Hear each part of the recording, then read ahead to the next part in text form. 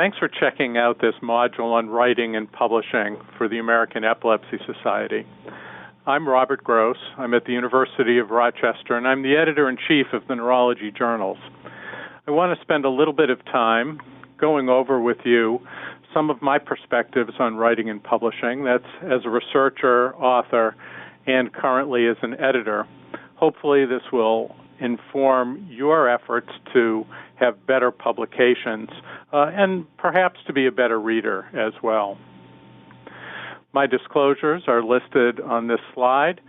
I have no industry support. I might add that this is a requirement for the editor-in-chief position of the Neurology journals, so I have not participated in any industry-supported work during the term of my editorship. And of course, I receive a stipend from the American Academy of Neurology for my editorial work. A few moments here on our outline. First, we'll be going over general principles for reading, writing, and publishing. I want to talk a bit about authorship and the ethics of authorship, and then I'll move on to selecting a journal with special attention to the topics, the relevance to promotion and tenure process, with a bit of a discussion about predatory publishers and how to be beware of them. We'll take a little bit of a pause after that and move on after that to discuss components of a well-ordered manuscript, the importance of clarity of writing, especially with regard to scientific transparency, and then a little bit on revising and responding to the editors and reviewers. To begin with, let's talk a little bit about the fact that publishing your work properly is an ethical imperative. It's important when writing up your research study to be as transparent as possible. This allows reproduction of your work, confirmation of your work, and in this regard, of course, particular attention to the methods is important. It's equally important to have full disclosures so that readers of your work have the proper context for interpretation. If you have support from industry, for example, readers should know this. It's important for proper contextualization of your work in the grand scheme of things. There's nothing wrong about having these relationships, but disclosure is expected. A lot of people feel that it's not important to publish work that is null or a negative outcome study or confirmatory work, but I'd like to put in a bit of support for this up front. This kind of work is essential in order to move the scientific enterprise forward. And in this, again, I'll reiterate, methods require absolute transparency. When crafting your manuscript, you should avoid misleading conclusions or overstatement of the results. First, accurately doing analyses accurately and reporting them accurately gives the impression that you're careful about your work. And incorrect conclusions or overstated conclusions can find their way into guidelines or policy or can lead readers to inappropriate conclusions about what actually was found in your work. In this regard, marketing language is particularly poor, especially if you're working in an area that has clinical relevance, such as drug trials. And finally, I'll just mention that publication ethics, how you go about publishing a manuscript, matters as much as the scientific ethics in designing and performing your work. We'll talk a little bit more about all of these as we go through additional topics. So let's talk about authorship first, and what are the considerations that come to mind right at the beginning of thinking about authorship. Generally speaking, it's best to decide on authorship and the order of authorship before the work even begins. The reason for this is that the identified first author will know that it's their job to supervise the work or at least provide oversight to the work. and it'll be their responsibility to write the initial draft and therefore craft the presentation for future readers. You should always put the author's names on the first draft. There are more contentious discussions regarding authorship and the order of authorship than there are on almost any other aspect of the manuscript, including some of the scientific work. This is important to align with the requests of the journal to which you would like to submit, because different journals, too, have different authorship criteria. More about that in a moment. If the work is part of a study group or a large collaborative group, those persons or groups should be listed. And I'll remind you again to provide full disclosure. It's important here to recognize that most people don't have great insight into their own conflicts of interest. This is, by definition, what bias is all about. We lose sight of some of the relationships and their importance as they may appear to others. In this regard, if you think or a colleague thinks that there might even be an appearance of a conflict of interest, you should list it. And that will provide the reader with the best context possible for your work. Authorships had evolving standards over the years, and in fact, they were ill-defined up until about 30 years ago.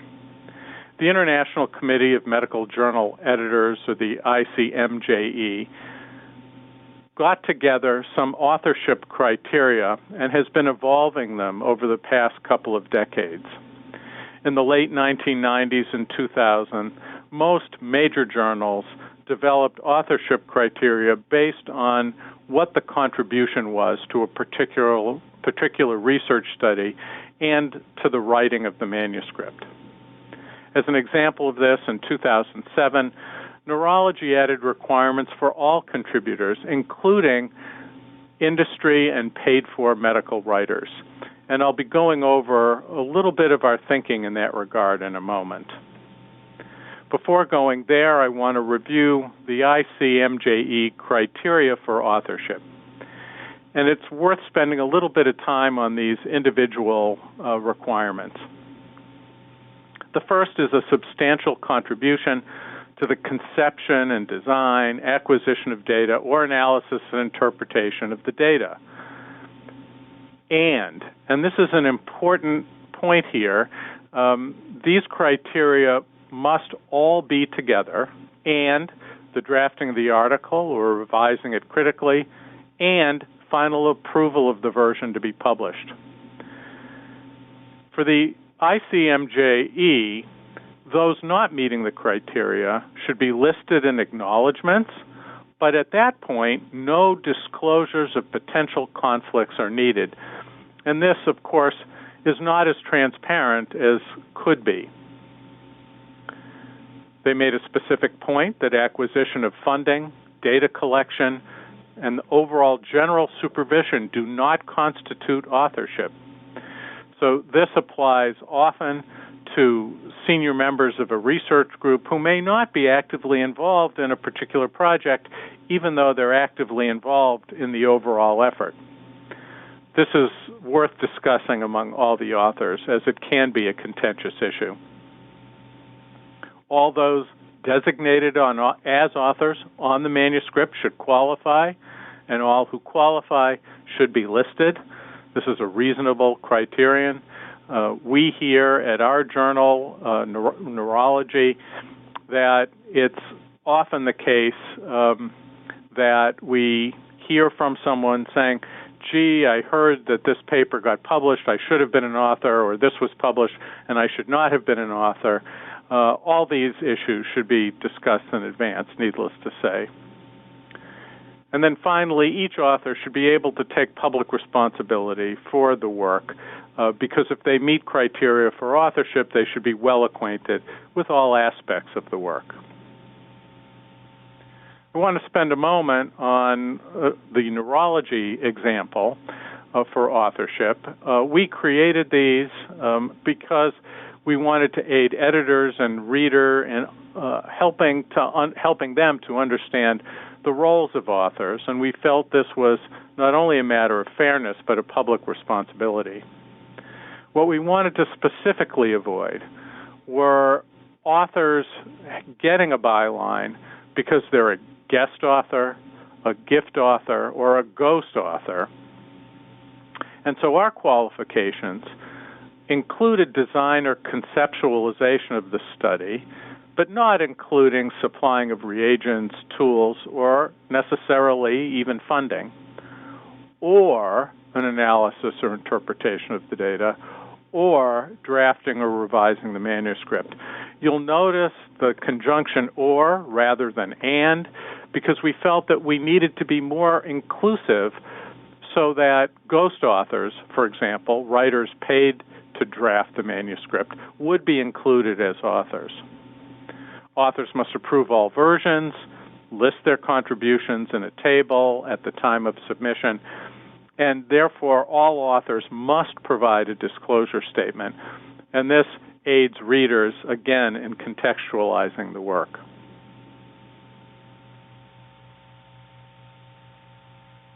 Let's move on from authorship criteria to how one can go about selecting a journal. This is best done before writing even begins. And the reason for this is simple and procedural. Every journal has its own format, and these are not suggestions, these are instructions. So you should know the format the manuscript should take before you begin writing so that you can write for that journal. Every journal has its own focus as well. So while there are some journals that carry both clinical and preclinical work, some are one or the other, and you should be aligning your study with the journal focus. It does you no good to submit a paper to a journal for which it's simply not suited. The editors are likely to return to you without further review.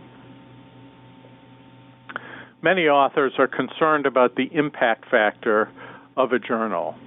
The impact factor is a metric of the average number of citations across all qualifying publications, these are usually research articles of some type, over the last 2 years of the journal. And I think you can see how this could readily become a flawed metric for a number of reasons. The first is that when going to evaluate a person's work, one would naturally be more interested in how many citations your individual paper gets rather than the average citations in the journal itself. That said, this metric still matters outside the U.S., and even though it's only over a 2-year period, and some papers only reach their real stride after more than 2 years, for authors outside the U.S., this can matter in terms of promotion and tenure. Getting published in a high-impact journal matters. It's decreasingly important in the United States, where I think most promotion and tenure committees are moving toward evaluating papers based on appearing in a journal that's appropriate for the kind of work and the number of citations that an individual paper garners. And it's not a bad idea to annotate your CVs with the number of citations that a paper gets. At the same time, you want to aim high, and you want to consider the quality of peer review at individual journals. And this will become increasingly important because you want to avoid predatory journals, those journals that are in business primarily for the money. And I've listed here a paper by Bohannon that appeared in Science a number of years ago now, in which the quality of peer review was tested at a number of open access journals. It makes for very interesting reading, and I strongly recommend it. But it's important to realize what the context of this report was. Open access publishing is a movement that was originally developed so that those who pay for research, often taxpayers, are allowed to see the work itself without having to pay further. There are many funding agencies that require open access publishing, and in this model of distribution, authors pay for the cost of publishing a work, but it becomes available to the public at large in some manner. The authors retain the licensing rights to the paper, unlike the closed access publishing, where the publisher typically owns the copyright and owns the licensing rights. So when thinking about going with traditional publishing models or open access publishing models, you need to take into account the funding agency's desire, the value and cost to you as an author group of open access versus closed access, and the price involved in that choice.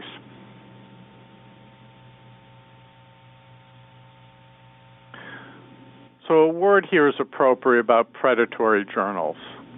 These are exploitative, pay-for-publication journals that are open access. And they're exploitative because they pay more attention to publishing open access and the fees they garner than they do on the quality of peer review and the quality of science. And for many of these journals, there's inadequate or absent editorial or peer review and services. Now, I want to be clear at this point that there are many open access journals that have very high standards.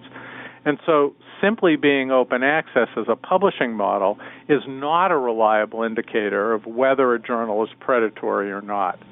So it's important to rely on mentors and librarians to really identify the best journals, not just in terms of topic, but also in terms of quality of oversight of the science.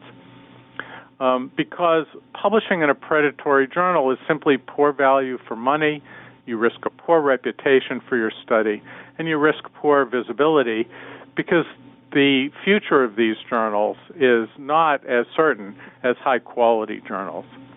I've listed here an NIH resource which allows you to go online and get some insight into which journals may not be good value for money. When you're thinking about submitting your study, you've done the work, you've produced a nice piece of work, you've thought about the journal, you've written it up in the appropriate format. What are some considerations that you need to keep in mind? So we've already mentioned choosing the journal first and following the instructions for authors. Again, these are not suggestions, they are requirements. Editors will look at a poorly formatted paper and assume it was either submitted elsewhere or that you simply aren't up to following the directions, which unfortunately can give the impression that the science is not up to standards either. Not following the instructions for authors may simply prompt a return of the manuscript, and that is just a waste of time. Make sure that you've done it well up front. You should submit to one journal at a time. It's a violation of publication ethics to be playing one journal off another, and given that peer review is often a volunteer activity, it's really not fair to your colleagues to prevail upon them to review a manuscript that you're just going to take elsewhere. I might add that journals often solicit peer reviews from the same people, even from different journals. And of course, then there's a risk that submitting to more than one journal at a time will be discovered and you'll be sanctioned at both journals. If you're uncertain about whether your work is fit for a certain journal, either because of topic or format or whatever it is, it's okay to write to the editor in advance and ask. And most journals are familiar with these kinds of requests and will be able to help you figure it out. Increasingly, authors are interested in posting versions of their manuscript on open access repositories. And these are generically called preprint servers. BioArchive is one such.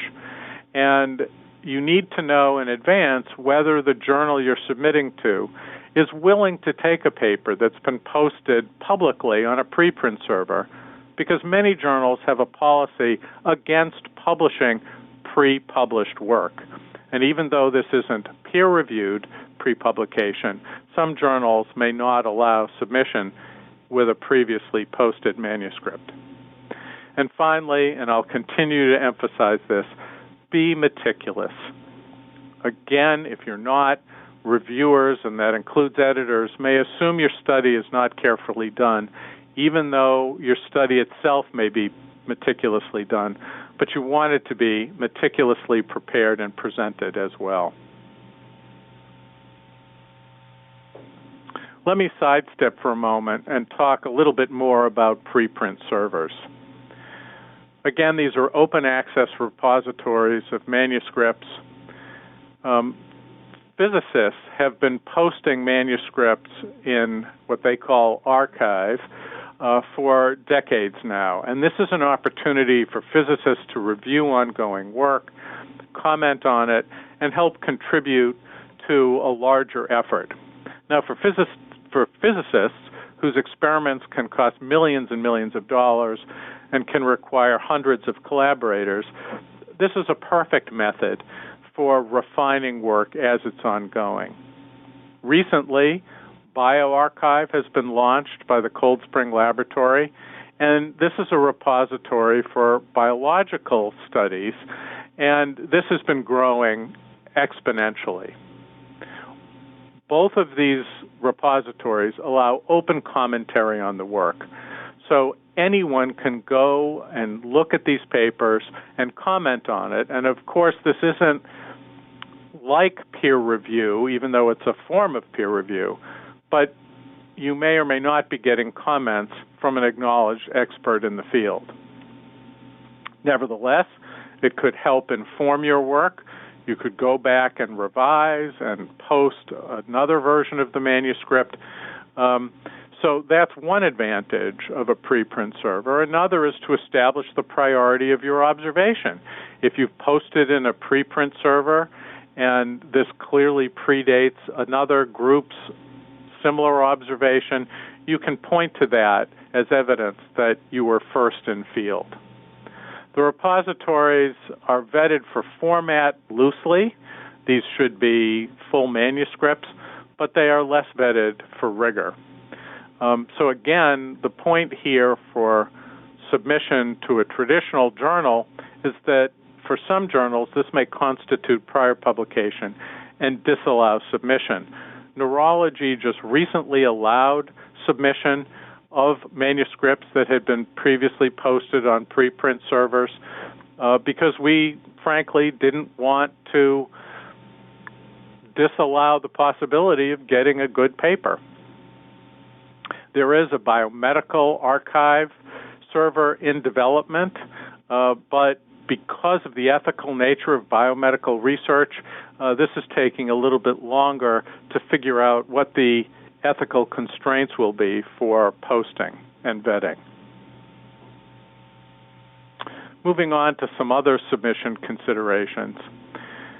Again, your manuscript should be under consideration at only one journal, and most journals will allow you to either suggest or exclude reviewers.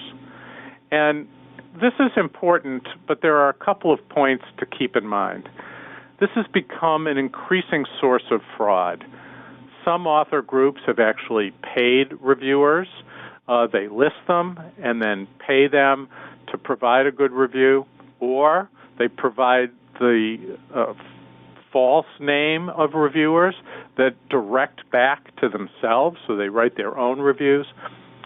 So editors are naturally wary of suggested reviewers and will almost always, if they use them, use other additional well-vetted reviewers for that journal.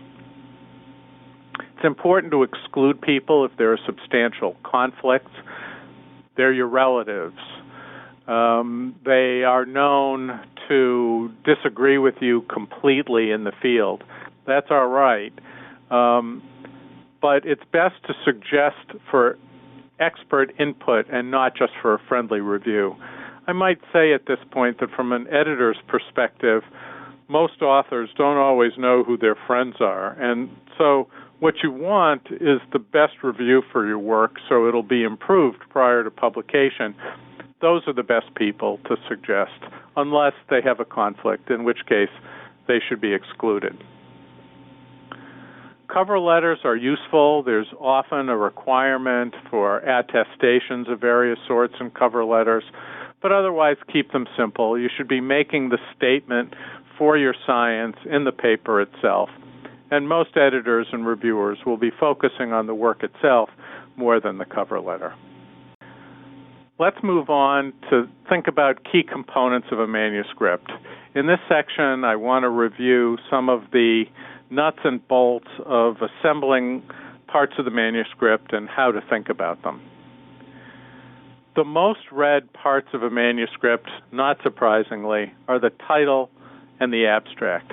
So these are the two components of a manuscript that should receive most of authors' attention. The title should be searchable so that it contains keywords that are important, so that people using search engines, and this is the majority of readers these days, will be able to find your paper based on the title.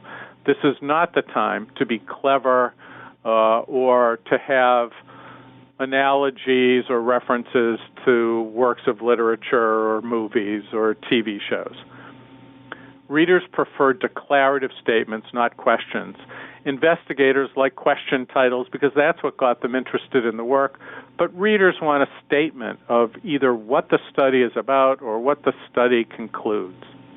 Again, make it searchable, and make it clear in the title what was done and what was the outcome.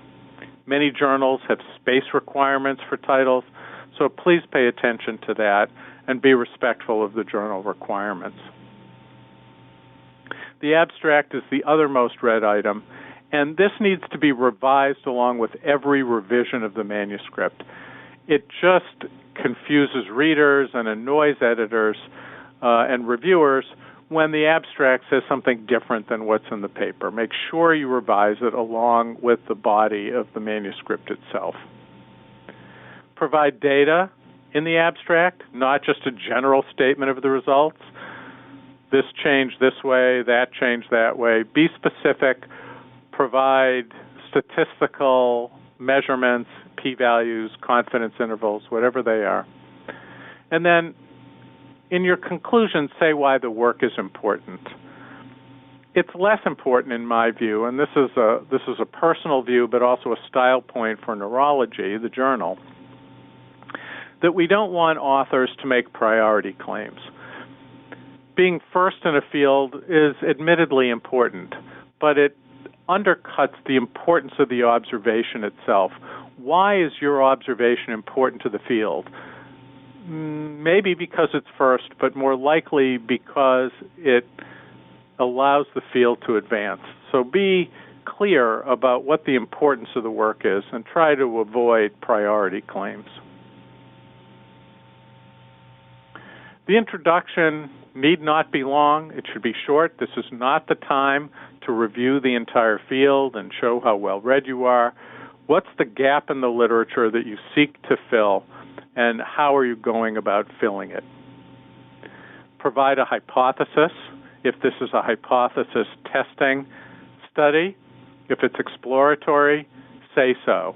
More authors get in trouble by trying to present exploratory or hypothesis-generating work as being definitive, and you should be clear and transparent about what your study is attempting to do. Pilot studies are fine, but they should be represented as such. In the methods, be clear about the kind of study that you are publishing. Provide enough detail, if yours is a confirmatory study, to support why you're doing a confirmatory study and how your work confirms the work of others. It's important to include a power calculation if appropriate, and I would say this is often appropriate even for preclinical work in rodents. You want to be able to justify how you got to a specific conclusion, and a power calculation will allow you to make the case that you've done a sufficient amount of work to be able to make a robust concluding statement. If you use blinding, randomization, you should say so, mention your inclusions and exclusions, and so forth. There should always be a statement of the analytical approach, whether that involves statistics or modeling of varying kinds. Be clear, be specific, and use online supplements if you need more room to really go through a complicated method in detail. This is very important for clinical studies, but it's equally important for preclinical work, if only because preclinical work informs future work in human participants, and you want to make sure that the work is sound. Some studies require IRB or ethics approval, and if it's a clinical study with a clinical outcome, you should have the study and the analysis protocol registered at an appropriate registry like clinicaltrials.gov before enrollment of participants. Increasingly, journals are not allowing submission of papers unless there is registration prior to human participant enrollment. I want to talk a bit more about methods reporting. Transparency in method reporting is absolutely important because it supports confirmatory and future work. And I'm giving you a reference there to Landis et al. That appeared in Nature in 2012 as an example of how transparency could improve preclinical work and eventually improve the quality of clinical work. No design is perfect. All designs have limitations. You should be clear about what you did. You may need to be clear about what you did not do. And if your methods are inadequate to provide a complete conclusion, you should list this in the discussion as a limitation.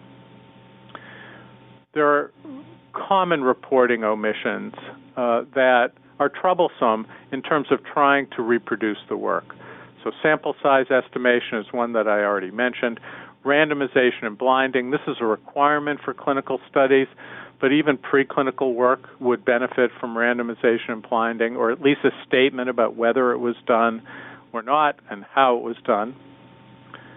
And then there needs to be a statement about how data were handled and how the analyses were done.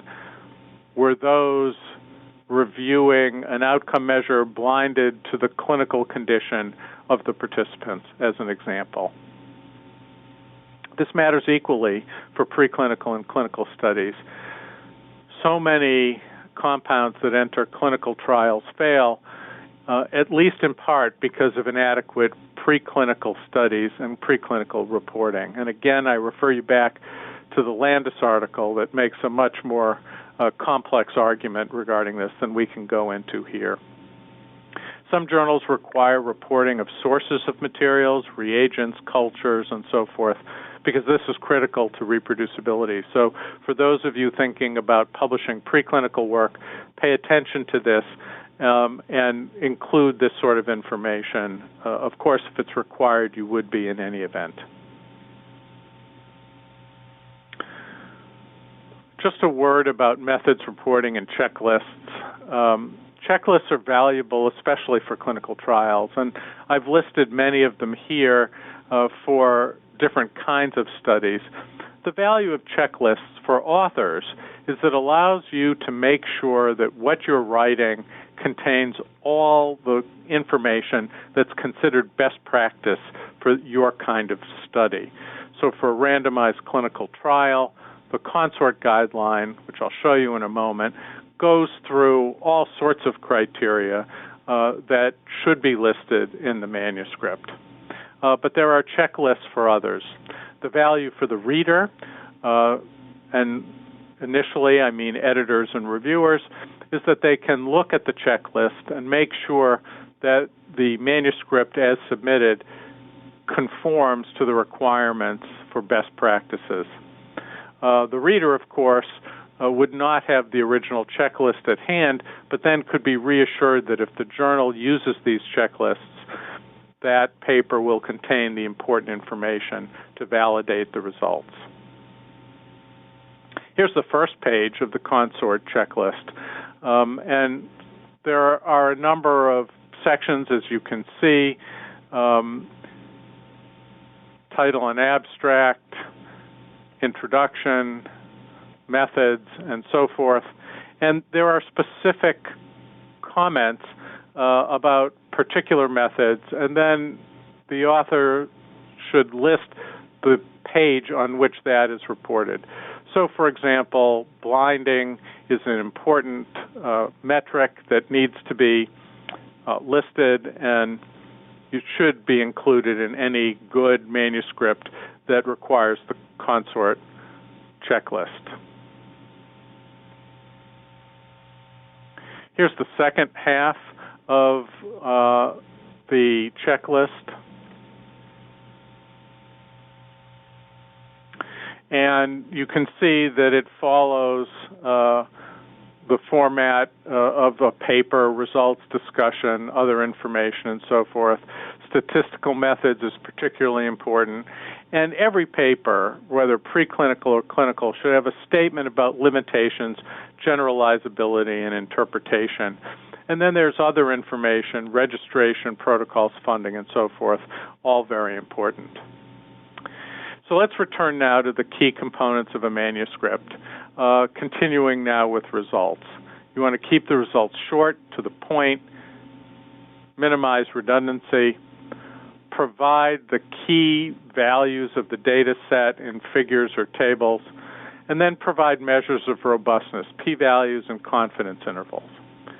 In the discussion, don't repeat what's in previous sections. This is not a time to summarize the entire manuscript. Rather, focus on the data presented and its as contextualized in the field at large. You want to outline the strengths of the study and its generalizability, but you also want to be clear about the limitations and perhaps how you would in future work try to get around the limitations in future studies. Should be clear about labeling speculative statements, avoid marketing statements, and at the end, you may wish to include what you think the next steps would be to advance the field in this particular area. When I was in training, I was taught that the tables and figures should be arranged as you would think about laying out the framework for a movie. This is your storyboard, in essence, for a manuscript. So consider the space considerations of the journal. Many journals have set requirements for the numbers of tables and figures. Highlight the important findings, but the rest can go in an appendix or in a data repository. And the figures are the most dense part of the manuscript because they convey the most information in the smallest amount of space. Make sure they're clear. Make sure that when reproduced for print or web, they will be clear. And I might say here that the canonical version of virtually all journals nowadays is the web version. It is not the print version. So you want to make sure that when reproduced on a computer screen, your figures will be clear. And that means keeping the message clear as well. Simple, straightforward legends and good graphical representations. So again, these components are what tells the story. You might want to consider creating that storyboard first before you even start writing up the manuscript at large.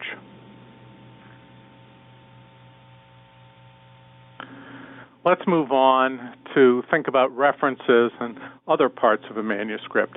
The references provide value for readers, but also obviously for editors and reviewers.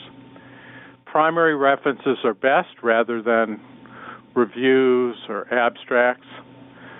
Provide the link for preprint versions. Each manuscript posted in an archive repository has its own DOI, that's Digital Object Identifier, and will lead the reader that follows that link to that version of the manuscript.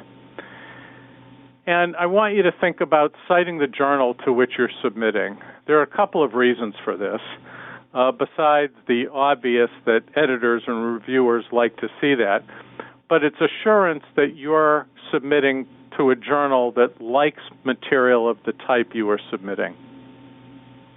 In other parts of the manuscript, make sure your acknowledgments are correct and full, that the people listed are not authors, because they should be up in the author group if they are.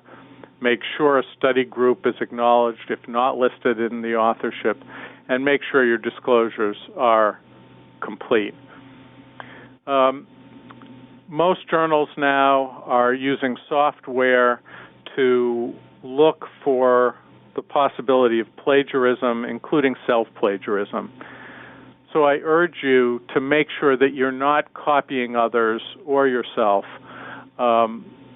It's a copyright violation if you've copied yourself from a prior publication.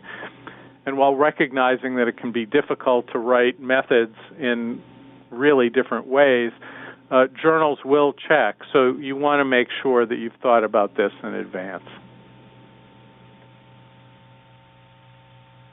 A few words about clarity and transparency of writing.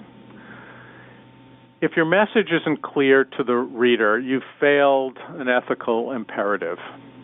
Because what you want for your work is for it to be accurately assessed by others, and that will allow reproduction of your results and therefore confirmation of your results. So you should avoid scientific versions of spin. We're all used to thinking about spin in the political arena, but it occurs in science often because of just lack of care in crafting sentences.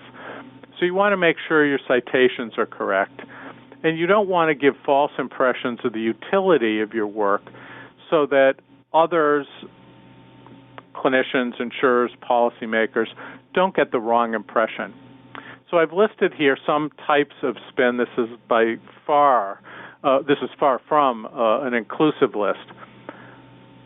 But you should be careful about emphasizing secondary results rather than primary results, especially if the primary results are non-significant.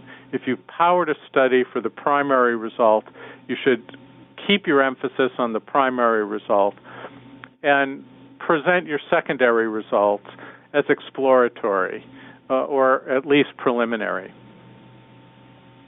Non-significant differences don't necessarily mean your two conditions are equivalent or comparable, whether that's effectiveness of drugs or any treatment in preclinical studies. They aren't equivalent statements, and they should not be presented as such. And then finally, there are results that may be statistically significant, but with very small effect sizes, there may be an uncertain biological or clinical import. So you need to be clear about what you think the importance of the result is. If it's a 1% difference in a biological system, that may not have much meaning, even if it's statistically significant. So you should be clear about interpreting the results that way for your readers. Here's an example of how presentation can mean so much. So one problem authors run into in presenting their work is reliance on p-values rather than confidence intervals. So p-values are useful because they give the reader an indication about the probability that the null is true. With true differences, in other words, the p-value will be small. But that's relative to the variability in the data of the samples themselves. Confidence intervals, by contrast, indicate these factors, but also the precision of the estimate and the expected range of values were that experiment to be repeated a number of times. So it's common to see a 95% confidence interval, suggesting that if this were repeated a number of times, 95% of the time, the values would fall into these ranges. And you'll notice in this graphic that comes from Dent and Rafferty that there can be different ways of interpreting negative results, often not written about in manuscripts. So, for example, this condition is a true negative. The point estimate shows no difference from its comparator group, and the confidence interval spans either side.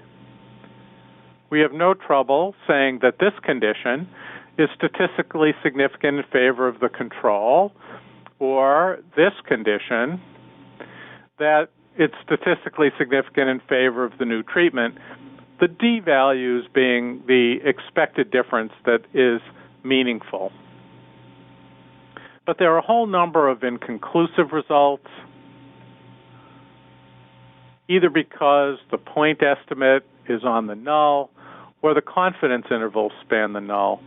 And I think it's important in writing up your work when you have results like this to help the reader see that these results are inconclusive, not essentially negative or positive or a true negative.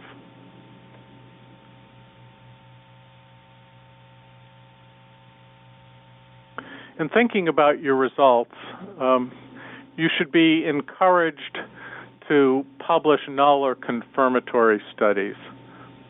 There are a number of reasons for this. The first is that incomplete reporting skews science. It's a poor use of existing resources. Why repeat a study with a biological similar if other groups have already shown that compounds of that type are not effective? There is an investigator and editorial bias to publish positive findings. I think we react to them as more exciting and innovative, but null and confirmatory results are equally important. And unfortunately, one of the ways the impact factor fails is that it incentivizes positive result reporting, because confirmatory studies, let's face it, will just not get the same number of citations, nor will so-called negative outcome studies. Now, the good news is that there are increasing opportunities to publish work of this kind. So funders are increasingly requiring reporting of all data and data sharing, and there are an increasing number of repositories for storing, searching, and accessing data so that a research group can go to these repositories and do additional analyses or secondary analyses or confirmatory analyses. And with open access publishing being increasingly encouraged, I think we will hopefully begin to see more studies of this type being published. Let's move on to thinking about what happens when your paper's made it through editorial and peer review and you're asked to revise your manuscript.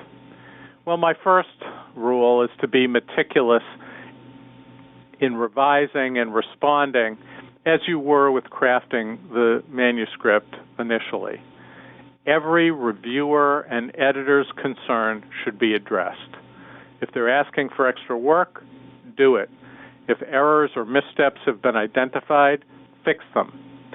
If they point out limitations that were not apparent in the original version or that you didn't think of, add them and address them. And then, of course, go back and revise the abstract. So I'll just say again, be meticulous in this process.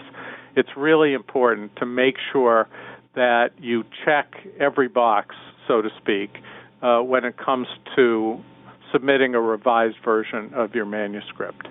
At that point, most journals will be expecting that your work will meet the criteria for publication, but it's not always so.